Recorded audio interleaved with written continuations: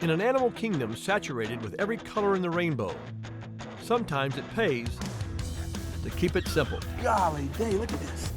From the seas Man, look at that. to the trees, Oh, look at all the lemurs.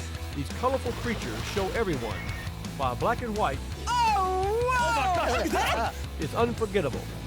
Today on Wild Countdown. We tried to leave our tents. Now you need to go to dinner. We couldn't get to dinner. The lions were everywhere.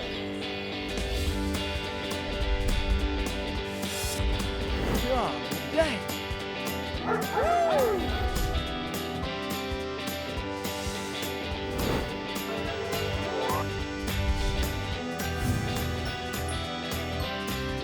Help! No, it's right there. Holy mackerel.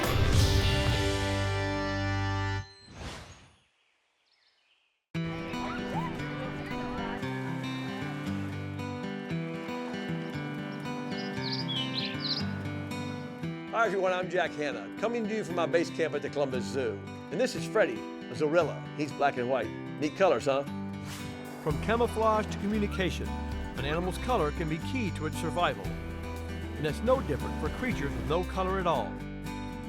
So get ready to check out 10 black and white animals that I'll never forget. Hey Freddie, you black and white or white and black? Huh? Tell me, come here Freddie. Oh, Freddie.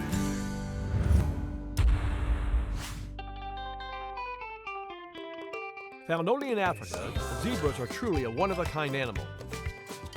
Well, I'll bet you didn't know there are 3 different species of them. But they all have those famous stripes.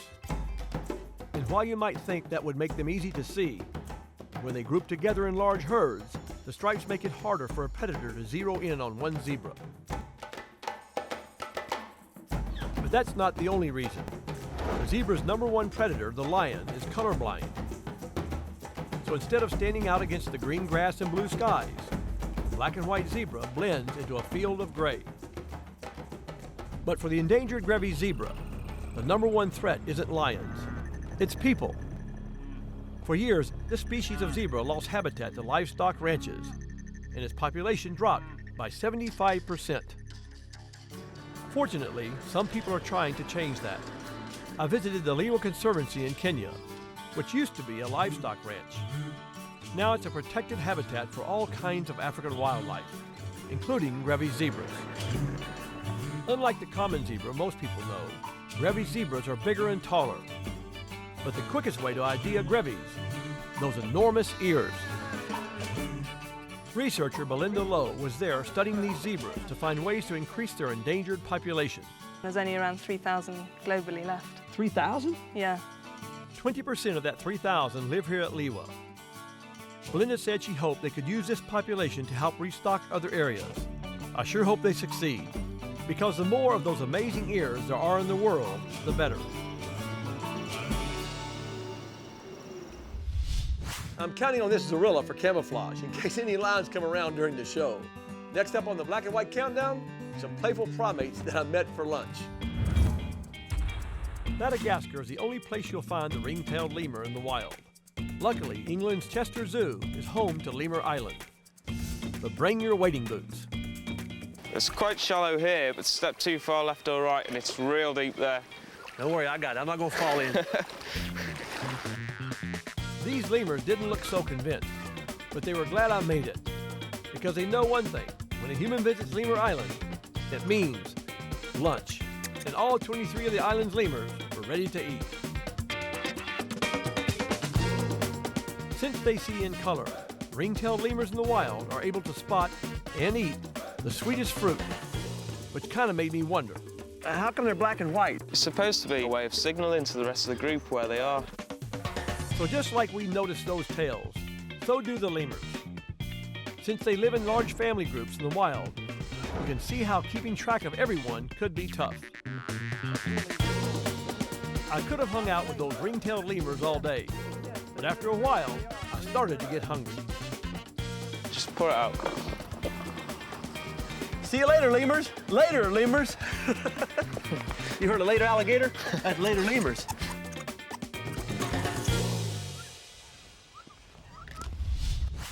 Later lemurs, hello penguins. Okay, so my penguin impression isn't so great. While I'm working on my waddling, you check out our next stop on the countdown. Some of the coolest penguins I've ever met in one very hot place. About 20 miles south of Cape Town, South Africa, Boulders Beach is a popular tourist destination. But it isn't because of the boulders, or even the beach. People come here for the penguins. That's right, at Boulders Beach, a colony of African penguins and people share this beautiful spot. It's like no other place in the world, especially Antarctica. That's the kind of cold weather climate most people think of when they think of penguins. Excuse me.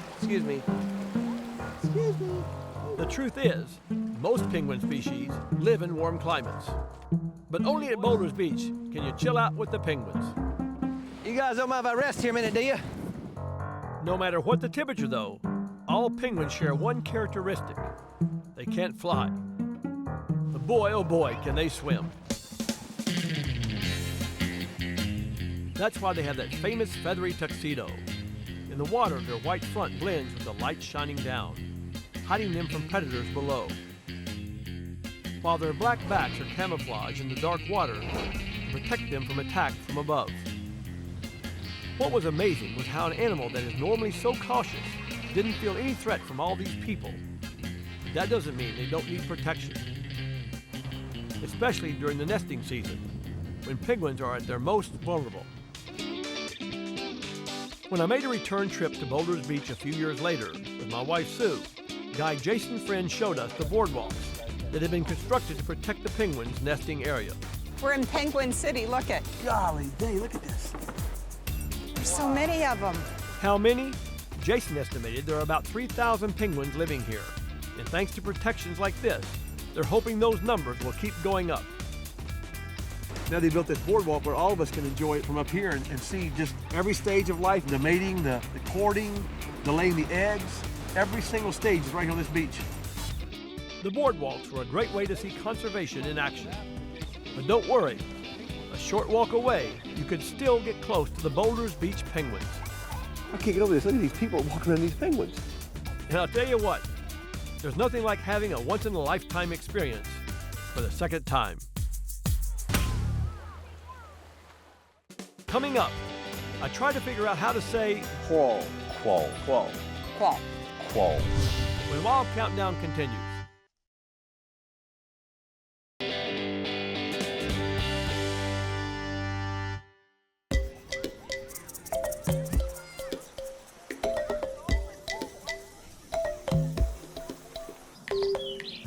Welcome back to Wild Countdown. Today, we're in the two-tone zone with those amazing animals who live their life in black and white. Next, in the number 7 spot, another amazing experience. My wife Susie and I found number 7 in the city-state of Singapore at the Jurong Bird Park. How you doing? Hi, good afternoon. Jack Hanna. Yes, Minerva, Jurong Bird Park. Our guide Minerva showed us a few of the 8,000 birds living here in the 50-acre park. Oh, Sue. A riot of colorful feathers. Bye-bye. Bye-bye. Bye-bye. But we were curious about a more modestly dressed bird, the biggest pelican species in the world, the Dalmatian pelican. 2, okay? 3. Okay, good. Even the juveniles were huge, with appetites to match. Oh, I got it! Meanwhile, their parents can eat 4 pounds of fish every day. Fully grown, a Dalmatian pelican can grow to be 6 feet long, with a 10-foot wingspan. But one thing we noticed about these Dalmatians, no polka dots. I did have another question. At home, our Dalmatian dogs are black and white. The most striking characteristic of a Dalmatian is the feathers on the head. So the one that looks like he just This got one. out of the shower Yes, and that- towel dried his Yes, feathers. yes. That's Okay, the Sue. Dalmatian. See you later, pelicans.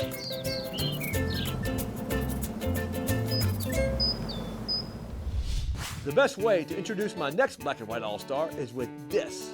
And you know something? It's a good thing you can't smell through your TV. For most people, Hollywood, California means one thing, movie stars. But for Dr. Chris Cobble, these hills are all about animals. When he brought me out on some calls, I didn't know what kind of animals we might see or smell. Hi, Sherry. Hi. Sherry Bond is Hollywood's #1 skunk rescuer. And with new houses going up all the time, these critters were losing more and more of their Hollywood Hills habitat. This is skunk country, and they're all over the place. It's an animal that wasn't being protected, and so I felt it was my job to do it. Fortunately, Sherry takes good care of them, and this one's been descented. So. I've never been sprayed, and I work with injured skunks and orphans, and I've never been sprayed. Skunks only use their scent as a last resort. It's their black and white warning coloration that reminds potential predators who and what they're dealing with. Sherry's pet skunk Millie had a small, harmless cyst on her paw, which Chris said could be easily removed with surgery, which was great news for Sherry and Hollywood's happiest skunk. Now we got through that segment unscathed and unsprayed. This is hurting me. Let's move on to a black and white animal you've probably never heard of. I met at the time I brought my family to Tasmania for a visit to Toronto Wildlife Park. This wildlife sanctuary is run by our old friend Andrew Kelly. He has over 200 rescued animals spread out over 40 beautiful acres. But it was one of the strangest, with a very strange name, that I remember the most. What is that? That's a spotted-tailed quoll. A what? Spotted-tailed quoll? How do you spell coral? Q-U-O-L-L. Coral. Quoll. Qual. Quail. Quoll.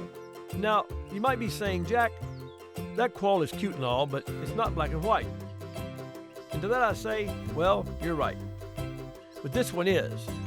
Who said that every quoll had to be black and white? Not me. Besides, it doesn't matter what color they are. I really wanted them to be on the show because it's just a lot of fun to say quoll, or qual, or whatever the word is. Qual. Quoll. Qual.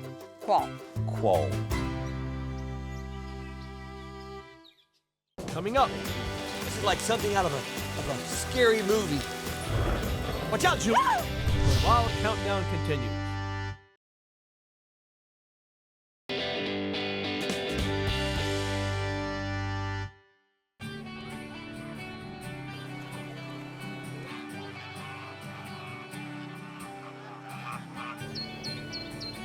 Hi everyone, Jack Hanna.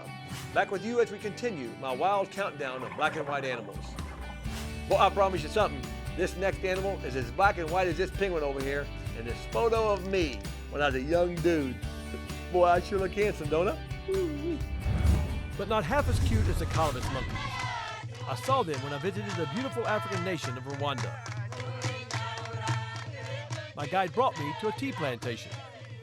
A 75-foot tree was growing from the bottom of a valley, right up to where we were standing.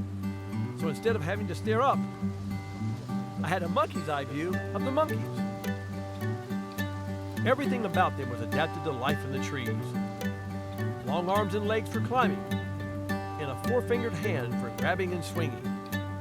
Plus, a three-chambered stomach, which breaks down all those hard-to-digest leaves they're constantly eating. And that fashionable black and white fur, thanks to disruptive coloration, it helps hide the colobus monkeys as they move through the treetops.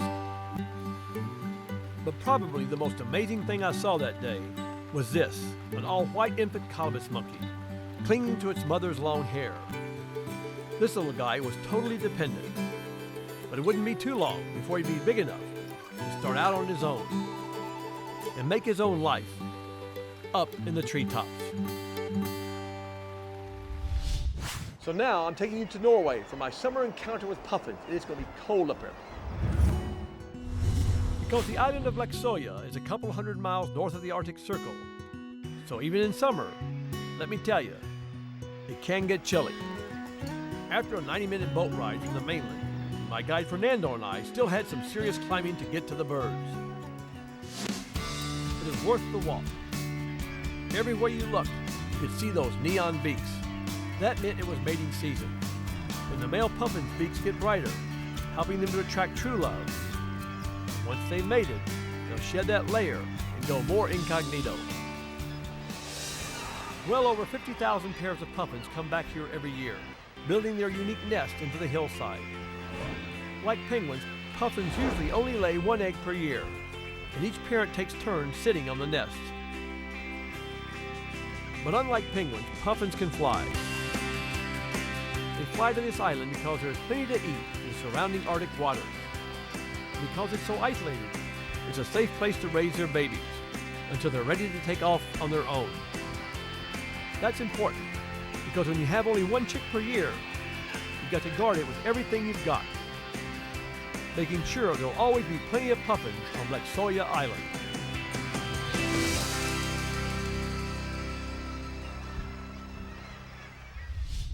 Well, after chilling in the Arctic Circle, I'd say it's time we take our black and white countdown somewhere warm, to a place called Bird Island, which was filled with snakes.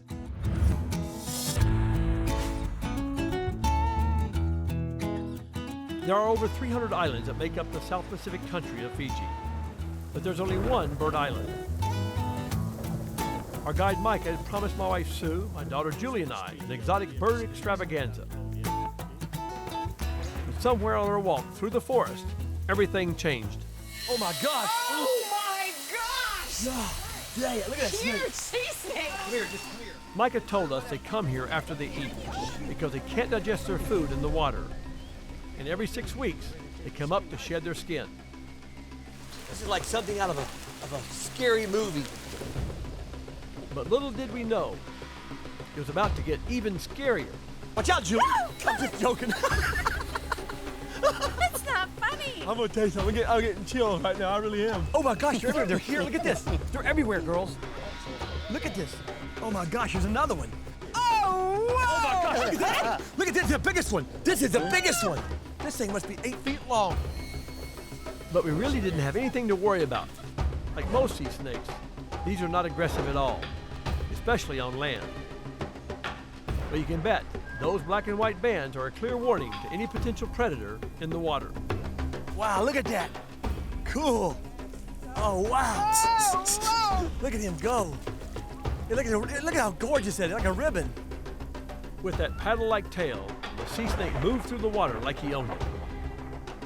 And I, for one, was glad that our day of bird watching had taken this incredible detour. Next, a close encounter with a polar bear. He's a nice bear. Ah! You see me move? Yeah. The wild countdown continues. Just like my life is devoted to the animal world, Nationwide Insurance is devoted to their customers, protecting what is important at every stage of their lives. That's why Nationwide and I have been partners for over 30 years. Learn more about Nationwide Insurance at nationwide.com. Welcome back, everyone. It's time to wrap up the wild countdown of my most memorable meetings with black and white animals. Number 10, out on the range with the Brevi zebra. 9, serving lunch on Lemur Island. 8, the penguins of South Africa's Polders Beach. 7, the biggest pelican species in the world, the Dalmatian pelican. 6, going Hollywood with a skunk. 5, the sometimes black and white spotted-tailed quail. 4, a treetop view of the colobus monkey. 3, checking out an island packed with puffins. And 2, another bird island, with this one slithering with sea snakes. Look at this, the biggest one. 9 unforgettable experiences that show us why black and white is as cool as it gets. But I think I saved the coolest for last. It was on a trip I took to the Alaska Zoo. That's where I got closer to a polar bear than I ever had before. What's that? You say, where's the black? Okay, I'm just being a little bit sneaky here. Most of us only see a whole lot of white fur. Well, look at that nose. Tell me that's not black. And the polar bear's giant paws that serve as snowshoes when they're walking and paddles when they're swimming are covered with black skin. See? I told you. And believe it or not, under all that thick white fur, a polar bear's skin is black. But none of that mattered to me when zoo curator Patrick Lampy introduced me to this 7-month-old polar bear that he was raising alongside a brown bear cub. He had his hands full. Now, about how much longer can you come in here and work with the bears? Boy, we don't know. It's getting kind of touch and go. Some days they get pretty rough, so it may only be in maybe a couple more weeks. Like about 5 more minutes. I may have been laughing, but I wasn't joking. Even this young, you could feel how powerful that polar bear was. I knew that the next time we met, I'd be on the outside looking in.